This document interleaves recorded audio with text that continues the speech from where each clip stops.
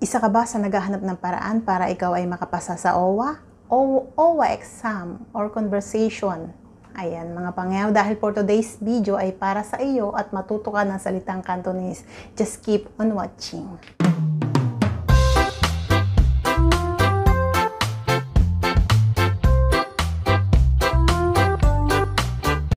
Hello mga pangyaw! Welcome back to my channel and welcome back sa akin mga pangyaw.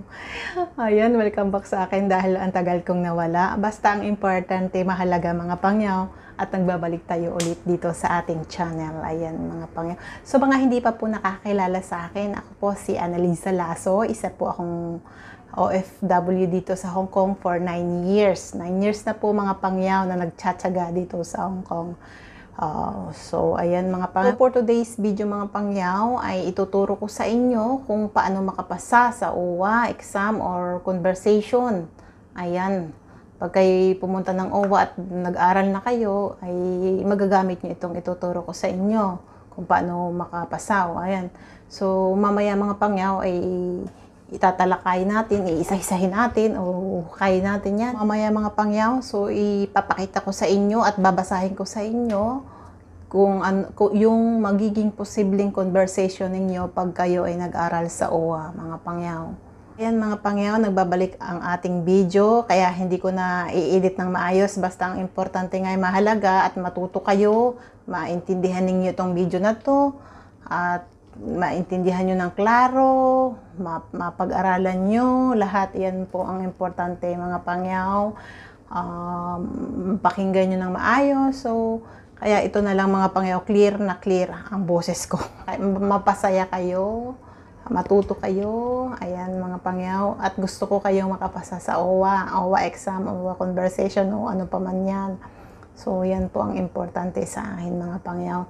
So, kaya yung video mamaya ay ipapakita ko sa inyo at babasahin ko. Pakinggan nyo na lang po ng maayos dahil yung video na yan ay papunta-punta dun sa dulo, papunta-punta dyan. Ayan, yan lang po yung aking nalalaman. Ayan. Ito pong ituturo ko sa inyong conversation ay magagamit nyo po ito pag nag-aaral kayo sa OWA mga pangyaw. Dahil papuntahin kayo mismo ng inyong teacher doon sa inyong harapan, sa inyong mga classmate. Dahil mismo talaga pupuntahin ka at mag-uusap talaga kayo via conversation mga pangyaw. Kung conversation sa iyo, conversation ng isa, ayan, mag-uusap kayo gamit ang Cantonese language mga pangyaw.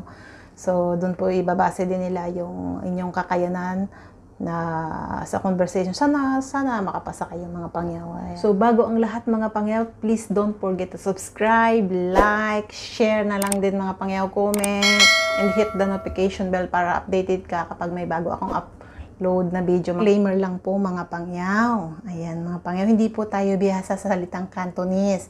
Ito pong ituturo ko sa inyo, ito po ay nalalaman ko lang sa pangsarili kong kaalaman mga pangyaw. Simula nung una ko dito sa Hong Kong, simula nung hanggang sa mag 9 years ako dito sa Hong Kong, mga pangyaw, kahit pa paano natututo naman ako kahit magbilang o ano. Pero yung aking pronounce ng salita ng Cantonese ay hindi tuwid. Kumbaga, hindi as in talagang klarong-klaro siya. So, intindihin na lang po mga pangyaw. Ayan mga pangyaw. So, hindi po tayo bihasa dyan. Kaya sinasabi ko na po ngayon sa inyo. At kung ayaw nyo po ng video ko, ay umalis na po kayo dito. At hindi naman po kayo welcome dito kung hindi. So, ayun mga pangyaw, magsimula na tayo dito sa conversation. So, ito mga pangyaw.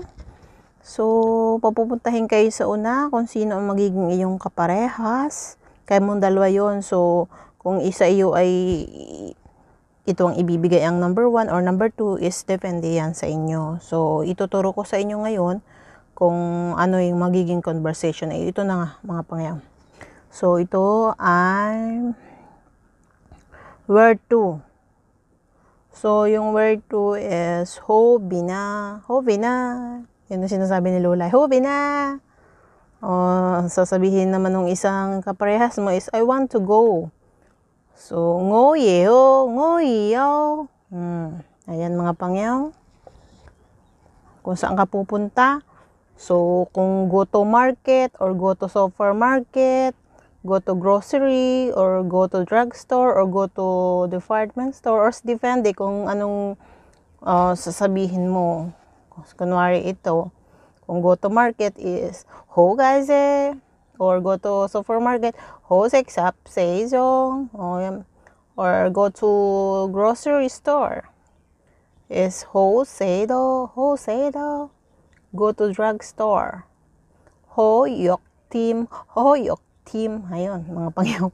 Kung ito naman is kung go to department store is ho bak pongo se, yun medyo mahirap-hirap yung kasi mahaba. Ayan mga pangyaw. So ito naman ang next. Kung how to go is dim hoa. Yun yung sinasabi ni Lola sa akin eh. Sasabihin ko naman na, may chawla. Ayan. So, ayan mga pangyaw. Yun yung ibig sabihin ng how to go. So, ito naman yung I go by bus. So, ngo cho ba si ho. Ayun mga pangyaw. Ririnig ko din yan. So, ayan. Ito naman yung when will you go? Is lay gay say hoa. Kung saan karawa paraon. So, yun naman ang sasabihin mo. Yun ang iyong sasagot, mga pangyaw. Kung ito naman is I will go later. Ngo ching chi ho. Later. Pwede rin yung kwan eh. Itchan. Kasi si Lula yung salita niya. Itchan. So, yan mga pangyaw. So, ayan mga pangyaw. Ngo ching chi ho. Yan. Then, kung get off please is amgay, yarok. Depende. Ayan mga pangyaw. Ito naman yung buy what? May matiya.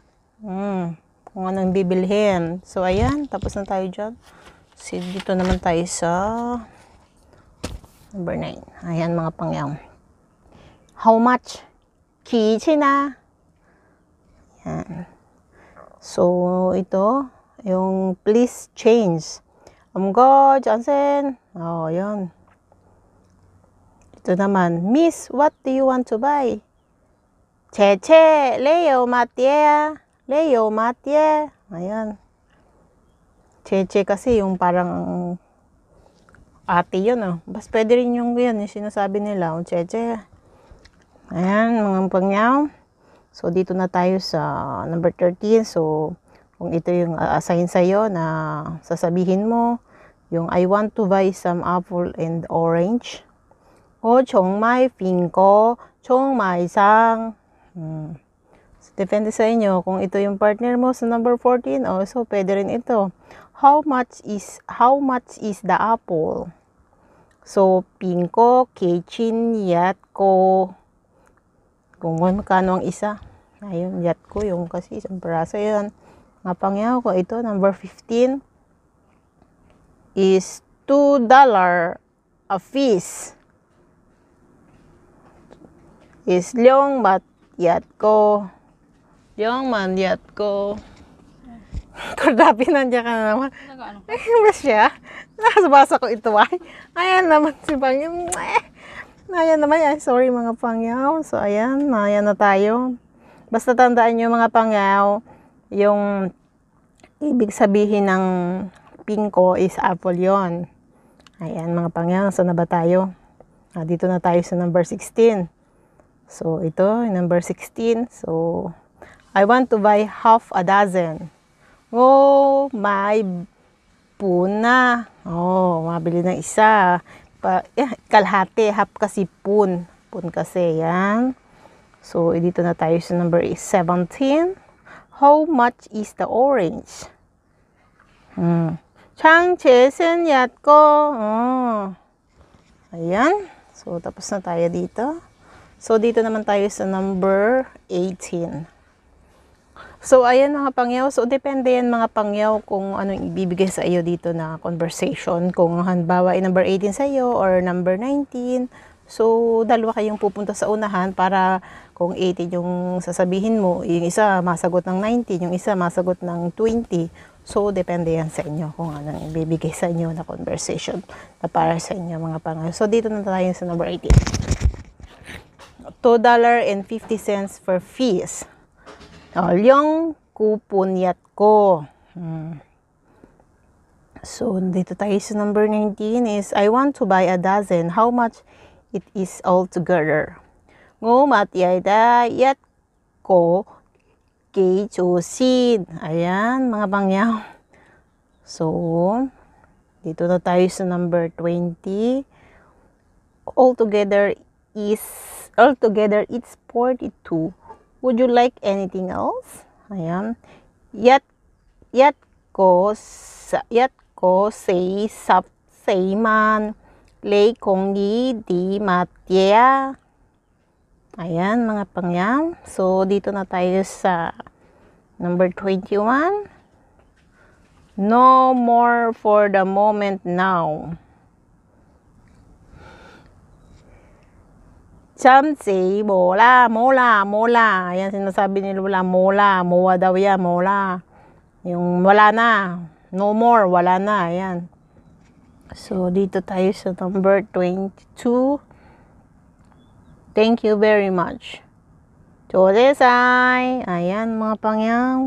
Magpasalamat kayo, mga pangyaw. Kapag kayo magmamarket, sabihin nyo, pag binariyahan kayo ng $1 at binigyan kayo ng 50 cents, sabihin nyo, Chodesai. Ayan. Chodesai, mga pangyaw. Dahil tapos ng ating video, sana po ay may magkaroon pa ako ng time para sa part 2 natin. So, antayin nyo po yan, mga pangyaw. So, ganun lang po, mga pangyaw. So, ayan na, mga pangyaw. Papaalam na po tayo. Ayan, please don't forget to subscribe, like, and hit the ring ng bell para ma-notify ka kapag may bago akong upload na video, mga pangyaw. Okay, see you again, mga pangyaw. Good night. Bye-bye.